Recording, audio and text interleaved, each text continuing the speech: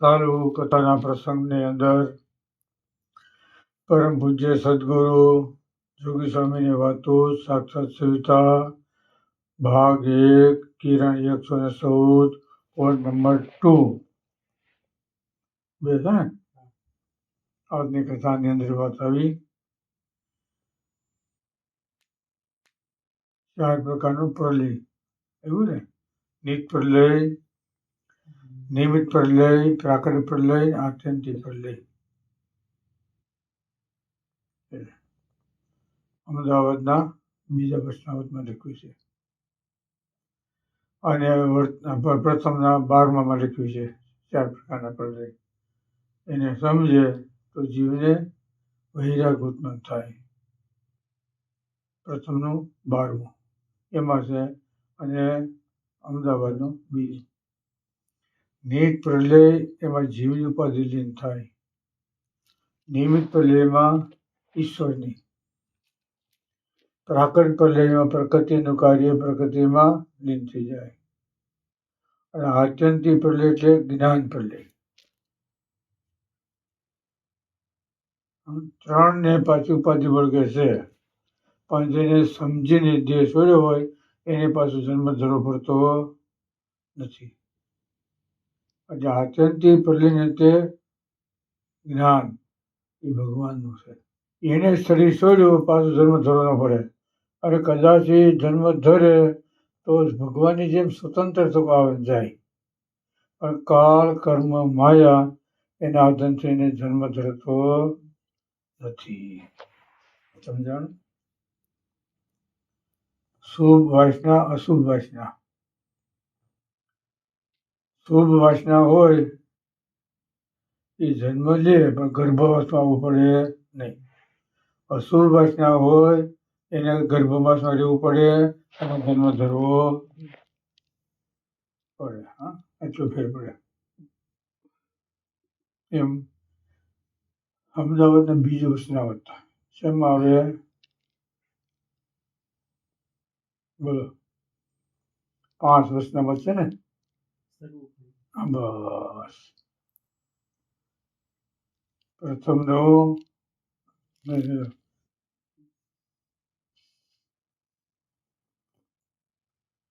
મધ્યનો 30 ને 45, અમદાવાદ બીજું ત્રીજું અને પ્રથમનું 23. 5 વસનાવત છે. અને સર્વોપરી જાણવા માટે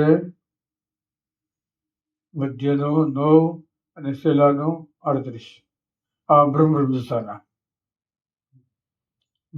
દશાના 5 વસનાવત. પ્રથમનું 23, મધ્યનું 30-45, અમદાવાદ બીજું અને ત્રીજું. સર્વોપરી માટે આ 2. જ્ઞાન પ્રલય એને કરીને દેહ છોડે એને પાછો જન્મ ધરવો પડતો નથી. કદાચ આવે તો એ ભગવાનની જેમ સ્વતંત્ર થવા આવે. કાળ કર્મ એના આધીન થઈ શરીરને ધરતો નથી. કેવી રીતે?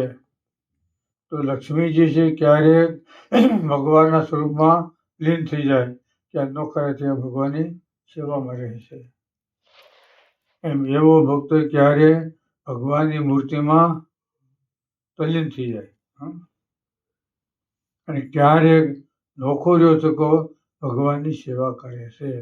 જેમ ભગવાન સ્વતંત્ર એ ભગવાનનો ભક્તો સ્વતંત્ર થાય છે. આવી રીતે અમદાવાદના બીજા વસનાવત.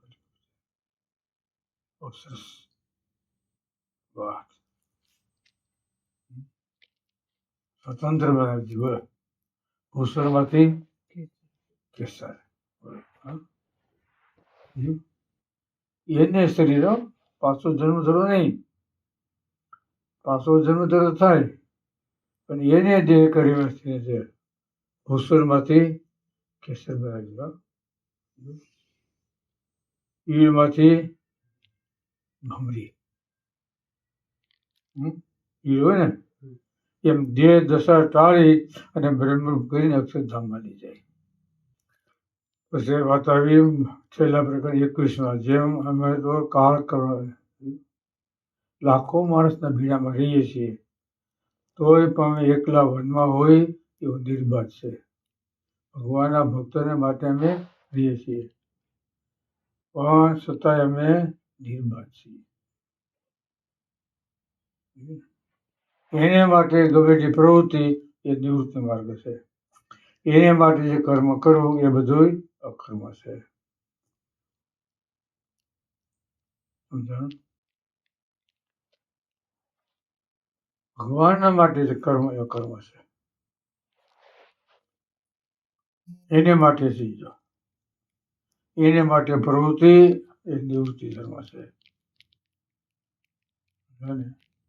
એને માટે જે પ્રવૃત્તિ એ નિવૃત્તિ ધર્મ છે. વર્તાના 17 લખ્યું, અને એને સ્વામી બાપાએ 117 કિરણમાં લખ્યું છે. 117 કિરણમાં એને માટે કરવું અકર્મ છે. અને એ વિના તો અકર્મ મારે કર્મમાં બુદ્ધો છે, દેખનાર છે, એ બુદ્ધિમાન છે, સર્વ મનુષ્યમાં શ્રેષ્ઠ છે, મોક્ષને યોગ્ય છે, સર્વ કર્મ કરનારો છે, છતાંય પણ અકર્મ છે. મધ્ય પ્રકરણનું 11 વચનાવત. એને પર સ્વામી ખૂબ વાત કરી.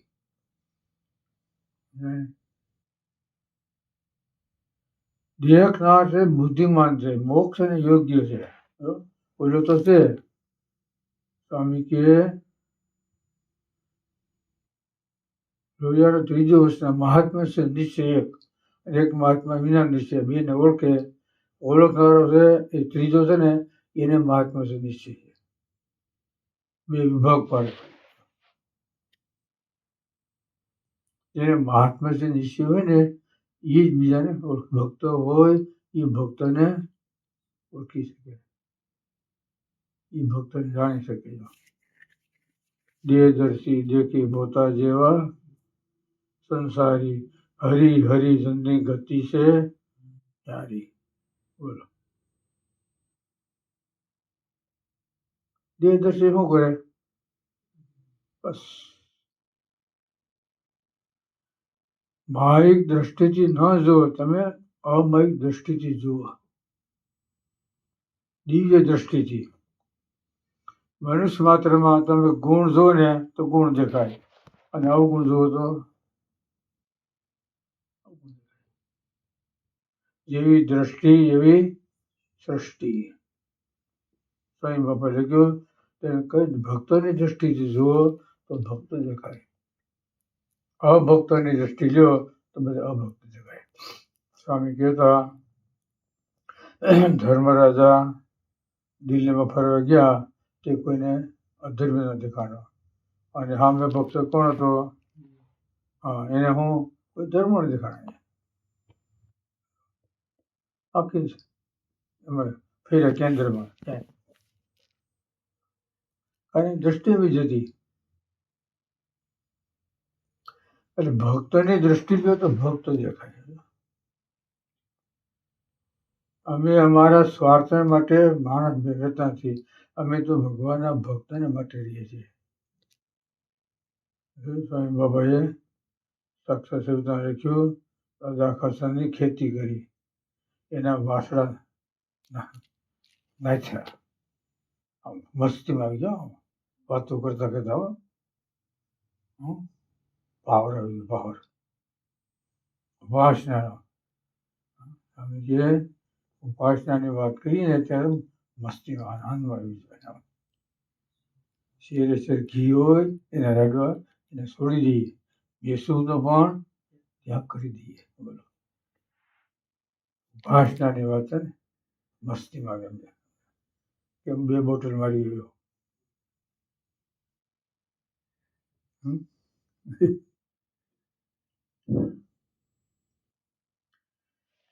ભગવાનના સંબંધ વાળો ધર્મ હશે, એની કિંમત સમજાય, એની માટે કરવાનો છે. આપણે માટે કરીએ તો આપણે કર્મ લાગે, પણ એની વસ્તુ છે આપણે ભગવાન માટે કરીએ કર્મ લાગે નહીં. છતાંય લખ્યું છે ધર્મ કરવાને અર્થે પણ ચોરીનું કર્મ કરવું નહીં.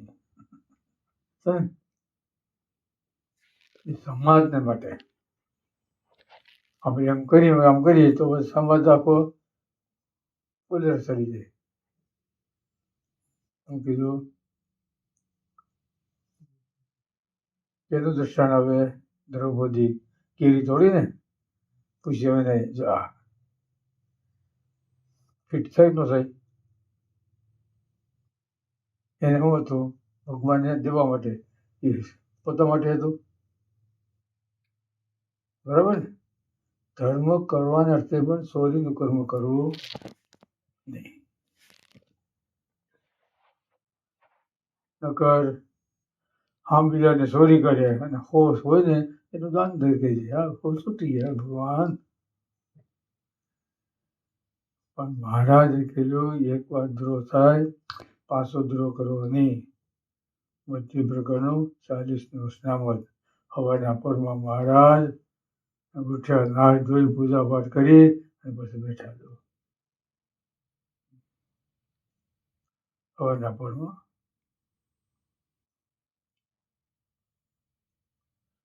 બીજા અપરાધને માફ કરે છે. આનંદ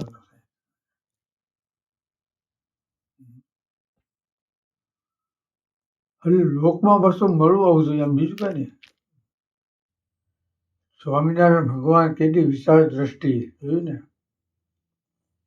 અર્જુન જેવો અને રામચંદ્રી જેવો કોઈ દયાળુ નહીં. દ્રૌપદી અને એના જેવા કોઈ બોલો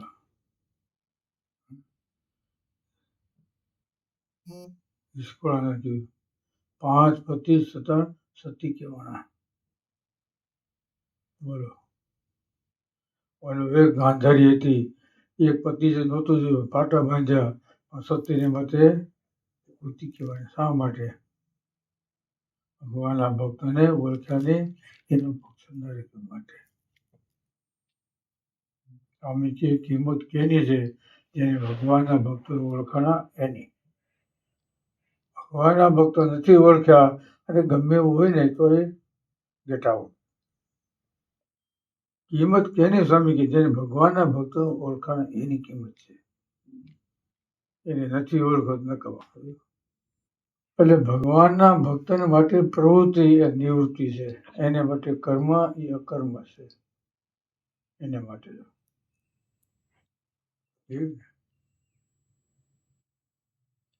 સ્વામી બાપા પીપળાના અંદર મંદિર બનાવતા, ભઠ્ઠી મગાવતા,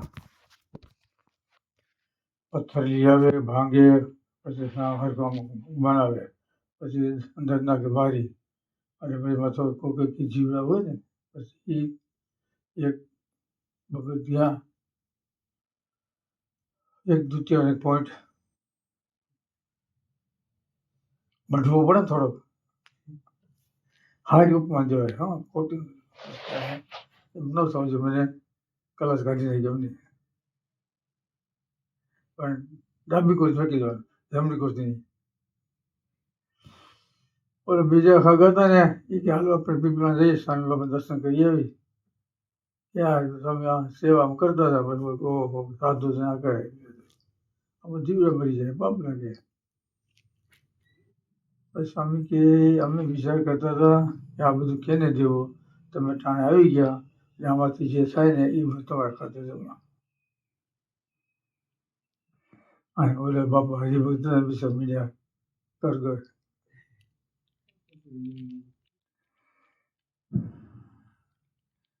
હવે આવું જ કર્યું કે